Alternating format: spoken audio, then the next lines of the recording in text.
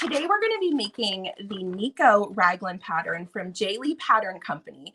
This is available with Sewing Parts Online. It comes in 27 sizes, y'all. It goes from a 2T to a men's XXL. This is a very versatile pattern, and what I'm going to show you today is I wanted to make Christmas jammies for my 3 children. I have a 9-year-old, a 7-year-old, and a 2-year-old. So, you know, lots of free time to do extra work.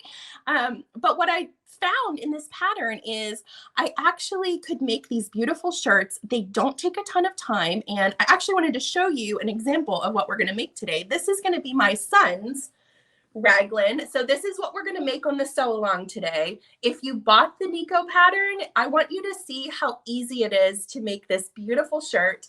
And my kids are all going to be matching. I'm not sure how many more years of matching jammies that I'm going to get out of them. So I'm going to soak up those moments as best I can. My first little hack I wanted to show you is when I cut this pattern out, I wanted to make one for my husband to practice on because I think he looks really good in raglans. But I also wanted to be able to save those patterns for future use. So there's many ways that you can do this, but I cut it down. And I ended up taking the piece. This is my son's pattern, and it's in his size. And you can just cut this outer layer out. And I glued it to wrapping paper, y'all. 'Tis the season, right? We've got wrapping paper coming out of our eyeballs. So this is a quick and easy tip to just keep the pattern with you so that you can keep cutting it down. So I worked down from the top. I made a pattern for my husband. I cut one for my son. I did my daughter and then my littlest one. So I got 4 versions of this pattern that will fit them for a pretty long time. This is a very forgiving pattern. I do suggest you make it true to the size that you or your wearer wears right now. It's got a little bit of movement to it, but that's what raglans are for, unless you want it really fitted. And then I would maybe go down one size, but I wouldn't go too far down. This guy, I was laughing at the pattern because they said, if you want this type of fit, go down 3 sizes. And I was like, I am not making a 2T for my daughter who's a size 6. Like it didn't quite compute for me. So you just kind of choose. The measurements are on the back. So that's how, you know, you can kind of know which sizes to make of this pattern. So let's get into it, y'all. Let's do some sewing. This pattern is super easy. Like I said, you're going to cut 4 pieces. You've got your front, you've got your back, you've got, well, it's going to be 5. You got your sleeves, which you'll cut 2 of, and then you have your neckband. So the first thing we're going to do is I like to take, when I cut my front piece, because I don't keep my paper pattern with my pieces once I start sewing them, obviously. And a raglan can be a little bit confusing if you're first learning to sew, to know which is the front, which is the back. So I always put a little wonder clip. If y'all don't use wonder clips, I highly recommend them. They are so much better than pins when you're using your serger, and I'm like 99.9% sure that Sewing Parts Online sells them. So I like to put a little clip right in the middle. I'm not going to be sewing anywhere around the center of my shirt, but that's just a quick marker for me to remember where the center and the front is, and opposed to the back, because they look a lot alike. So the first thing we're going to do, and I'm going to turn you guys so you can see my machines and aim you down a little bit, is we're going to clip the sleeves to the front piece. So we've got the front piece here. I've got 2 sleeves, and when I cut these out, I also mark them with a pin. Some patterns come with notches. You can cut those in, and that's fine. I just don't like to make extra cuts in my fabric if I don't have to. So I just mark it with a clip. And we're simply going to lay this front piece right along this seam line of this part. So I've got my clips here. We're just going to attach it, and we're going to sew serge right down this line. Now I changed to red thread because I felt like this was a little iffy, because when you're sewing, you know, you got red, you got white, but I feel like on the sleeve to see white thread sticking out would make it look a little bit weird. So I went with red for the project, and we're just going to sew a simple serged seam right here. So while I'm doing this, I would love if y'all would put in the comments, you know, where you're at with serging. Do you own a serger? Do you own a cover stitch? What sort of machines do you like to sew on? I learned on a Brother 1034D. That was my first serger. I used it for 10 years, y'all. I really tried to take good care of it. It was an investment at the time. And that machine was so kind to me. But now, I was ready to kind of step up to a next level machine. And Trisha is the one that actually recommended this Baby Lock Celebrate. And they sell these. And I have never looked back, y'all. This machine is like butter. Like it just slips your fabric through so beautifully. And the other funny thing is my brother's serger tended to be a little loud. And that's okay. Like I don't mind a loud serger, but my son's room is right here. So, and I tend to sew at night, and my husband would laugh because on the baby monitor, you could hear this like going through. So we kind of had to think about that too. So I moved a few things around, kind of pulled the table from the wall a little bit, and was able to remedy that for the time being. But this one, listen to it, y'all. I mean, that's so quiet. Like you can hardly hear it. So my 2-year-old sleeps a little better thanks to Trisha's recommendation. So thank you, Trisha, on that one. Okay. And I'm sewing these on a 1/4-inch seam, which means I'm basically just running that fabric right next to right along the edge of my presser foot, because that gives me about 1/4 of an inch. Okay. So we have attached the front sleeves to the front panel. And now all we're going to do is attach that back panel to the sleeves. So let's flip it around. Now, one thing I wanted to mention about picking your fabric, if you are new to serging, I recommend that you choose maybe a thicker fabric to start out with. It's a little bit of a tricky slope because Walmart has a lot of these like pre-cut bundles. I know a lot of people talk about them. And sometimes you can find quality fabrics and sometimes they're a little thinner. And if you're new to serging and cover stitching, I do recommend that you find one with a little bit more weight to it because it helps you when you're clipping. It helps you keep your seams even. And then once you start getting a little more comfortable, you can work in some of those more slippery sort of thin fabrics. Definitely check out the fabric, hold it in your hands, see if it has a good weight to it, because that'll definitely help you in your sewing journey. I was totally enjoying your live the other night. So Chelsea was on practicing doing the Nico tee, and I popped on there and I was watching her for a while, and she even ended up having her husband totally show it off when she was all done. So we got to see her husband, Isaac. My husband is a doppelganger. I actually just posted on my TikTok a video, like a split screen of him next to Ben Affleck, because we have gotten stopped in restaurants before. Now, this was before J-Lo, of course, but we were at the Melting Pot one time for like our anniversary, and this lady came up and was like, "I'm so sorry to interrupt you. Are you Ben Affleck?" And my husband was like, "No." May I have a picture, please? People will believe it. He was like, "Maybe I should just start doing it." I'm telling them yes. I was like, "Yeah, you should." He's famous, right, but he really does look like Ben Affleck. It was pretty funny because she had us guest the other day, and Chelsea's like, "What do you think?" And so yeah, it was awesome. Trisha, stuff. You were the first one to get it right. I was waiting on it, and you came right out the gate with Ben Affleck. We got the circle. We're almost there, y'all. I'm telling you, this raglan takes no time at all. I was laughing because on my TikTok, I was like Trisha said, I was practicing it the other day, and I was like, I wonder how long this will take me to sew. And I told them, I was like, if I'm doing this off the live and not gabbing my face off, I can make this in like 20 minutes. But it took me an hour and a half on the live because I was just, we get to talking. So what I already pre-did on this, because I wanted to save a little time, is I pressed this hem down 1/2 of an inch, and I pressed it to the inside. So when we're cover stitching, we're going to be sewing on the right side of the fabric. So you're not going to be able to see that hem, that seam, or that hem that you've created. So this is where using your seam gauge and making sure that you're doing an even 1/2 inch hem, or whatever the measurement is, all the way across is important, because it's going to be sort of done on the blind. Like you're not gonna be able to see it very well. So let's go to the cover stitch and let's sew this hem. And You can sew this hem in at the end, but you'd be sewing the cover stitch in the round, which is not typically hard if you're doing it on like the bottom of a shirt.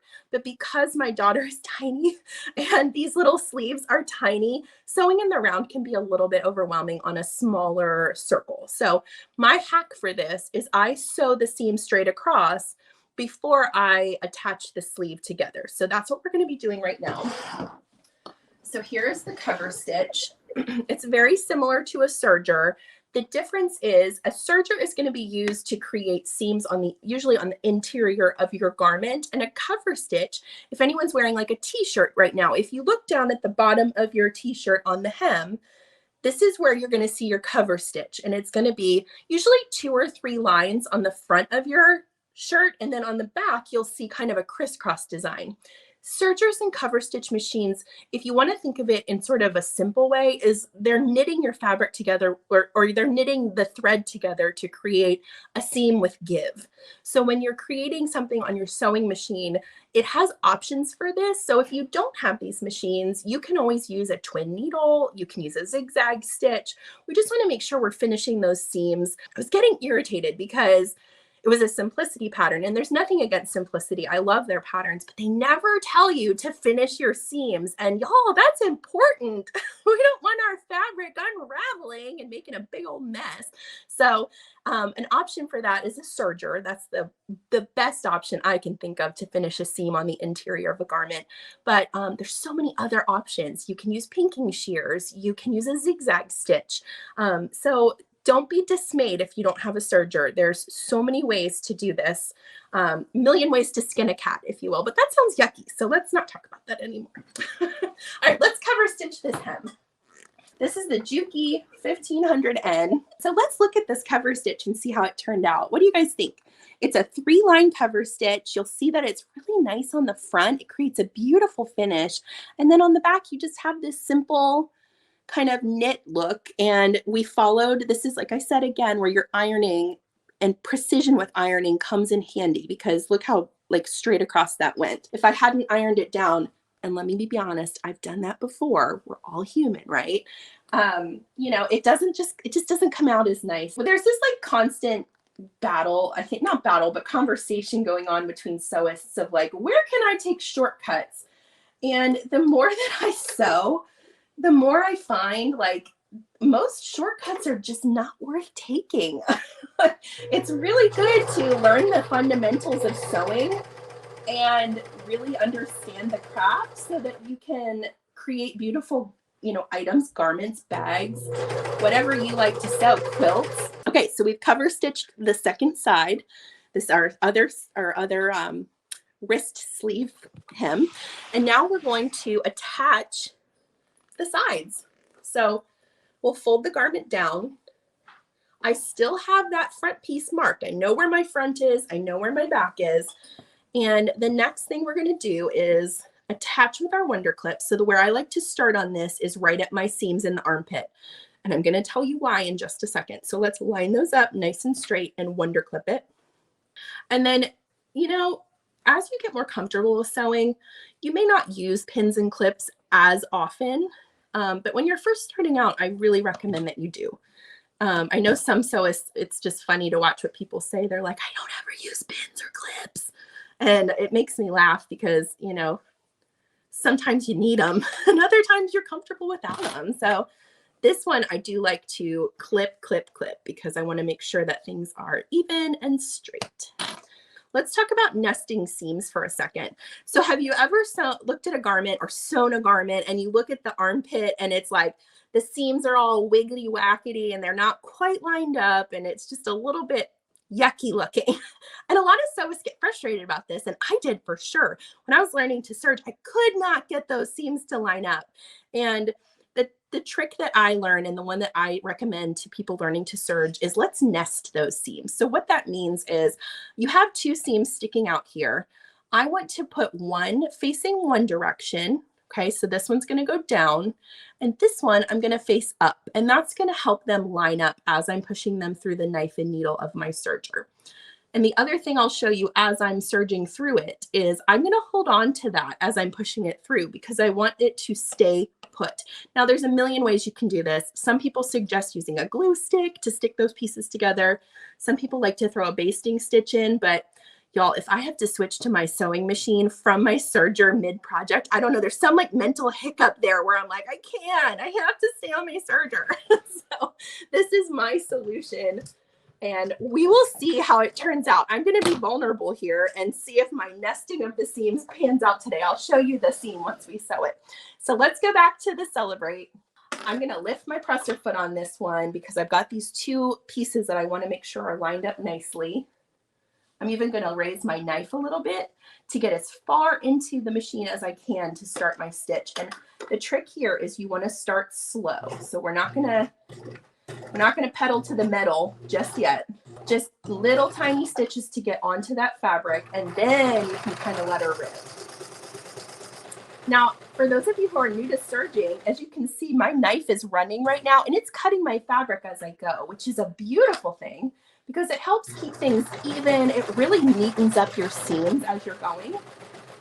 And the whole point of a serger is to knit around your seam so that it protects it from going, you know, all haywire when you wash it. You don't want it to unravel. Now, knits don't unravel, but it does help keep knits, it helps them stretch as you wear it. So you always want to try and serge with knit fabric if you can. So we're approaching that knife and needle. I've got my seams already nested, but I'm going to just stop here and I want to double check it, okay? My dad told me when I was little and I wanted to learn how to cut wood and do cool stuff like he did because he owned a construction company. He said, measure twice, cut once. And that is something I have carried with me for the most part through my life. Now, I'm a little bit of an impulsive person. So sometimes I don't measure at all and then I start cutting and it becomes a hot mess. But when it comes to sewing, I like to measure twice. I like to check it twice. I like to just make sure that what I'm doing is the correct move and that things are lined up properly. Because when you're like 18 steps into a sewing project and you mess something up because you just got lazy, y'all, that's a bad feeling. We don't want that. So, all right, let's finish out this seam. Now the Celebrate, I can show you this, has a cutting feature right here. I don't know if y'all can see that here, but I can take my thread here and I can just run it right over that. Okay, let's see how these nested up. We did it! Look at that! So that's proof that like nesting those seams and taking a second to double check them really does help for sure. So let's sew this other side. We're getting there, y'all. We're getting there. All right, I'm nesting those seams. I don't feel super great about this one. Let's realign here. Trisha, do you think this one's going to turn out good or bad? Beautiful. I know it is. Hey, that's what sewing's all about, you guys, is trial and error, practicing and trying to get better. None of us are perfect at this. It is just something that we enjoy and we work hard to get better at. And so that's why I've really enjoyed these So Creative Live events, because where else are you going to get education on like the Schmetz needles, y'all? When they did that segment last time, are you having the Schmetz representative again, Trisha? We are. Don't miss that segment. Like, I learned so much about needles during that segment, and it just was unbelievably helpful. So yeah, okay, let's see how this one turned out. Did we nest them? You guys, I'm buying a lottery ticket. I'm doing it. It's proof, y'all. Nesting works. This is another little hack I can show you guys. When you finish a seam on a shirt and you have this little tail hanging out, there's a million different ways that you can take care of this, but it is good to try and finish it somehow instead of just snipping it. So what I do is I take an embroidery needle and I load that thread through the eye. Embroidery needle is key here because the eye is nice and big. And we're just going to back sew it through those stitches and just trim it down, okay? Another option is you can turn the work and go opposite of the direction that you just sewed and kind of overlap those seams. Some people tie them. I saw somebody like, I think they burned them. I don't know. I'm not really big on bringing fire into my house, like open flames. You can see those even when we didn't sew in the round on the cover stitch, you can still make those lines match up. And the reason that those matched up is because I committed to my presser, like the measurement of my seam and where I was putting it on my presser foot as a measurement and eyeballing it. So that's why that worked out well. All right, let's talk about the neckband. So here's our neckband. And what we're going to do first is I'm going to find the right side of my fabric. And we're going to sew just a little stitch right here on the serger to close the neckband. I'm curious to know what everybody wants for Christmas. This is like kind of my chitty chat that I do on my lives. Someone said the other day they wanted a brand new iron. And I thought, you know what? Now I want an iron. So what do you guys want for Christmas? What's on your list for Santa? I'm sure you'll be able to make a big list from watching the So Creative Live event, because mine is certainly growing with every segment. Mine is totally going to be the cutie frame. I want the cutie frame so bad. That was amazing. That was such a great segment. I enjoyed that. This is how you do a neckband. And what is a quarter point? So what I'm doing is I'm marking this neckband for every quarter point. And to do that, I just keep hanging it from my finger. Okay, so I'm making sure these match up. My clip is at the bottom. And then I just hold it with my finger and stick this clip in. Okay, what is the point of a quarter point? It's going to evenly distribute your stretch across the entire neckband so that you're not pulling one side really taut and then the other side at the end ends up really loose, or vice versa, and it looks all wonky. So we marked it on our neckband. The next place we're going to mark it is on our actual raglan. So to do this, I fold it down and I'm going to mark it with my Wonder Clips just the way I did with my neckband. So again, Wonder Clips for the win, y'all. Get you some Wonder Clips if you don't have any. So I'm going to match up these two, and you'll see that it's not going to be quite where, you know, it's not going to be on a seam. It's going to be kind of in the middle. So let's mark that one. Linda, are you watching? Are you watching the quarter pointing? This is important. All right. And again, this is where marking your front is going to be helpful and save you time. So one other trick to know about a raglan is the back piece is always going to, the neck part of your like main front or back fabric is always going to be a little bit more narrow than the front part, and it's going to come up a little higher. So if you do end up forgetting to mark it, all is not lost. Just find where the neckline is a little wider, and that's going to be the front. Okay, so we're going to find the seam on the back of our neckband right here, and I'm going to put that on the back of my shirt. So what I do here is I just match up my clips, take one out, and clip together everything. So let's do that around the whole edge. Trisha, I think my mom and dad are watching today. Funny That's story awesome. about that, Trisha. I have to tell you this. Hi, Mom and Dad. Mom's name is Trisha. Oh, Yeah. Here's the other funny part. Isn't your representative that like repairs and kind of the guy in the main part of your room, isn't his name Dennis? it is. That's my dad's name. Dennis and Trisha. I was like, it's meant to be. We're all supposed to be friends. I love it. Well, I've told you we want to have you back, and then once we have our studio in, we can all get together and we can cause some trouble. Yeah, we can. Okay, y'all, we're ready to sew this neckband. So we are all attached. The quarter points are marked. All we have to do now is sew a nice serged line around the edge. And again, I want you to remember when you're sewing a neckline, and if you're new to serging, commit, okay? Commit to whatever measurement you start on and stop every couple inches and renegotiate. Make sure things are lined up properly and just take your time, okay? We can do this. We can sew neckbands. Okay, so what I'm committing to is I'm going to run this on my 1/4 inch, which is right against where like my strike plate is. So that's my commitment. I'm saying it out loud. And I want to make sure that I am going slow and catching all 3 layers in that seam. And again, this is not zippity-doo-dah right through your serger. This takes time. It's something you're going to just do a little bit slower.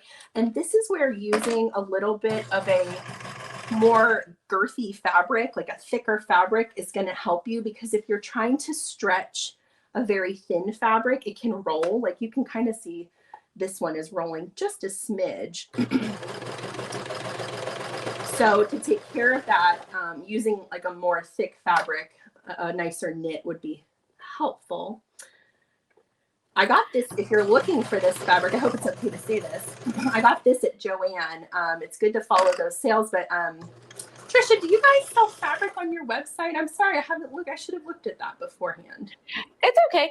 We don't sell knit fabric on our website, but we do have a lot of quilting fabric where you could do fat quarters and charms, things like that. We also have a store called ineedfabric.com, and you can get a ton of high quality quilting fabric. I have seen some of those giveaways that you've done from them, and it is gorgeous what you guys get from them.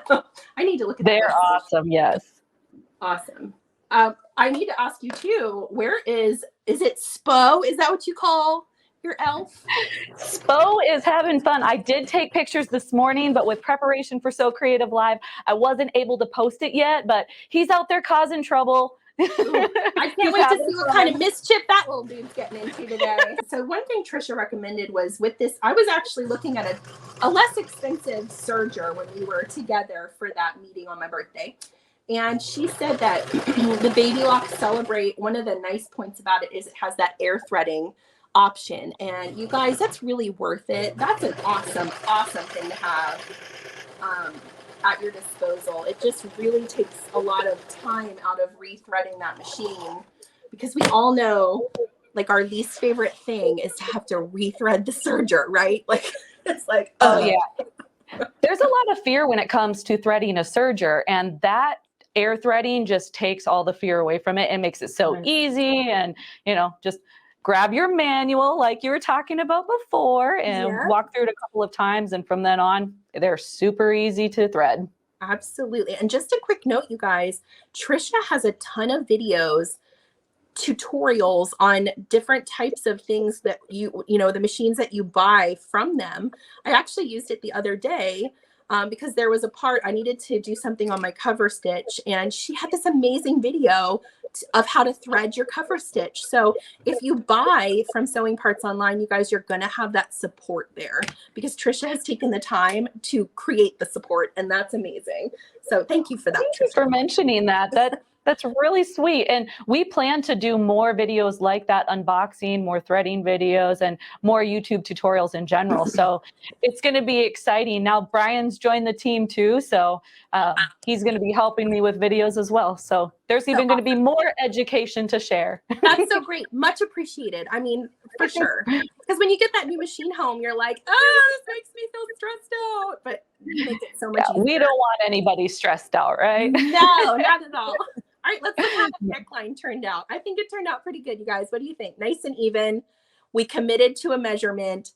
That's the main thing. And you just take that, those quarter points matter, y'all. That keeps that stretch going across the entire neckline. Okay, so let's do the last step. We're gonna sew the hem of the bottom of the shirt, and then we'll be ready for Christmas jammies, y'all. I might just put my kids in these tonight because I'm so excited about it. Is it muted on your phone, Chelsea? Trisha, I can't hear you, but I'm just going to keep ironing, okay? Perfect. We can hear you now. I'm going to read your lips and just assume that that's okay. So, if you can hear me, then we're good. Can you nod if you can hear me? Okay, great. All right, so what we're going to do is just iron this out 1/2 inch. And this is where your seam gauge comes in handy, y'all. Everybody needs a seam gauge. These are metal. They get a little hot when you iron them, so don't touch them too close, but this is how I like to mark my seams. And we're just going to go the whole way around with this, you guys, and blast it with a little steam. See that? Woo, nice and steamy. We're getting steamy up in the sewing room today. And Isaac's not even up here, y'all. What are we going to do? Ben's not here. Ben Affleck. For those of you who just joined late, you're probably missing that joke. My husband's doppelganger is Ben Affleck. So we've been making jokes, Trisha and I, about my celebrity husband, which he's a celebrity to me regardless. So your ironing matters, okay? We want to make sure that 1/2 inch is pressed well. across the entire hem of the bottom of your garment because you're going to be sewing on the right side of your fabric. So you won't be able to see it, but you can feel it with your fingers. So that's a good tip, is to keep those hands right on that seam line so you can feel it as it's going through. Now we're going to be sewing this one in the round. And when I sew in the round on my cover stitch, that means in a circle around your hem, I like to start on a seam because it's on the side. So if it ends up a little bit off, my hands are going to be down at the side and nobody will see it. So let's get right into it. And we're going to raise the presser foot, raise your needles, line it up. And again, what's the word of the day? Does anyone remember what I've been saying all along when it comes to seams and getting them nice and even? What's the C word? Commit. Commit to your measurement. We're committing. So I'm running this right along the edge of my presser foot, and that's going to give me a nice even finish all the way around my garment. So let's get into it. And y'all, cover stitches are not scary, okay? Sergers are not scary. How many of you have gotten a serger and you just kind of stared at it for a week? I promise you I did when I first got my serger, because it's a little bit more, what's the word I'm looking for? Aggressive? Is that the right word? And it can just feel a little scary, but you guys, don't be afraid of them because they are such amazing tools to have in your sewing space. And they will amp up your garment making game so much. They're worth the money. They are just the best. Oh, one last note. Knits can easily get in a snit, okay? Let's remember that. They don't like to be pulled. They don't like to be yanked. So when you're running things through a cover stitch or a serger, I mean, be as hands-off as you possibly can where you're not pulling on that fabric. Like you can see I'm barely touching this. I'm letting the machine do all of the work for me, because if I start yanking on that fabric, it's going to start bubbling up in places, and I certainly don't want my hem to be all bubbly.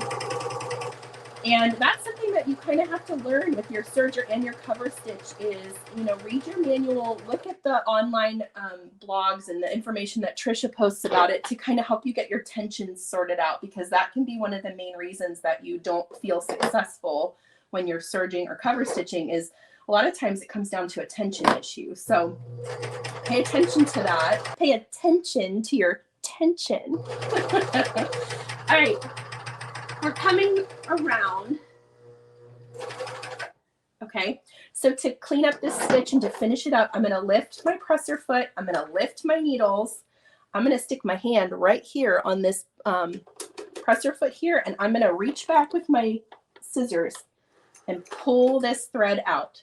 Okay, I'm going to trim it, and then I'm going to push that fabric through, and those loopers are going to lock everything in. Trim my stitch. Got some mess back here we just want to get rid of. And that happens when you're cover stitching or serging, is you're going to have some extra threads that you just need to clip and clean up.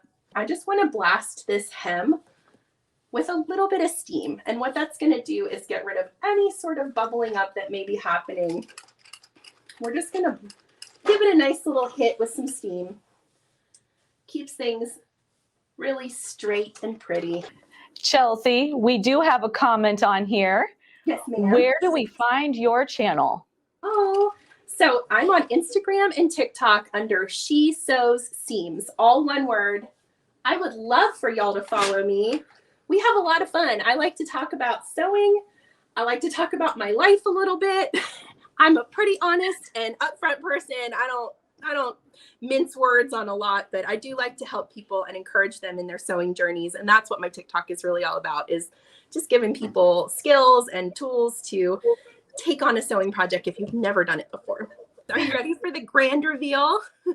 Here we go. What do you think? That's the Nico pattern, y'all. We did it. And we did it in under an hour while I was gabbing the whole time. So I'm going to call that a win.